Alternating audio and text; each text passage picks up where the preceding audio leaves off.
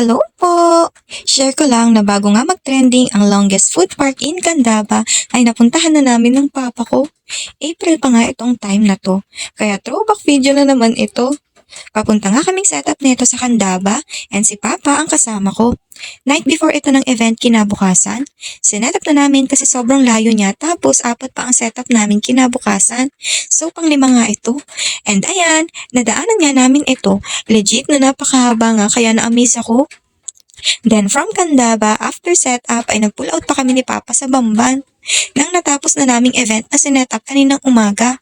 From Candaba to Bamban, grabe ang biyahihan namin nung time na to.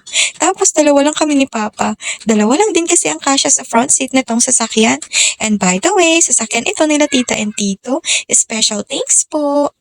Tapos kinabukasan, nung ipupull out na namin ang setup na sinetup namin dito sa Candaba, ayan at di ko na nga pinalampas, tumikim ng mga pagkain nila dito. Bago nga kami dumaretso sa venue ay nag-stop over kami saglit ni Papa para magmerienda na din. Napakadaming food choices nga dito at iba-iba. Napakahaba din talaga, grabe.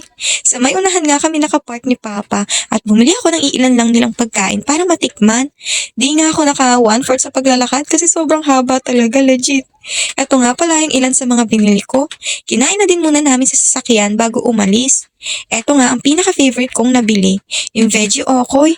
Napakalutong at super sarap ng suka.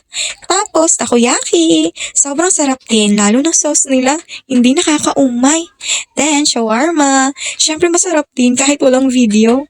3 lang pala ang natikman ko. Yun lang din kasi ang kaya kong hawakan kaya yun lang nabili ko. Hopefully at makabalik at maitry pa yung iba. Then, after kumain ay umalis na nga din kami. Ganyan siya kahaba. Tapusin nyo na lang kung gusto nyo. At skip nyo na lang kung tinatamad kayo.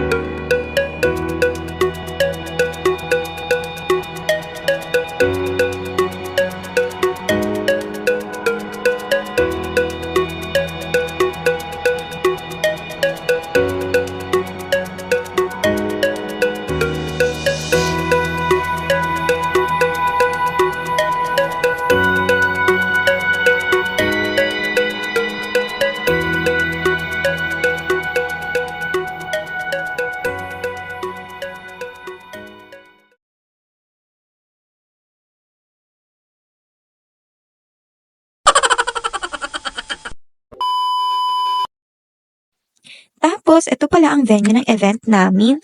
House lang siya sa tabi ng bukirin, napaka-presko. Then, ito naman ang setup namin na ipupull out na. Never gets old talaga ang mga ganitong way ng pagdidesign. Napaka-effort nila, ang tiyaga maglagay ng mga tela. Di na din kami nahirapan magpaputok at maglinis ng balloons kasi sobrang daming bata at pinamigay na lang sa kanilang lahat. Sayang naman din kung puputukin lang, pinamigay na lang sa kanila, masaya pa sila. Anyways, at ayun lang naman po. Throwback lang at share ko lang. Thank you po and bye-bye! Bawal na paano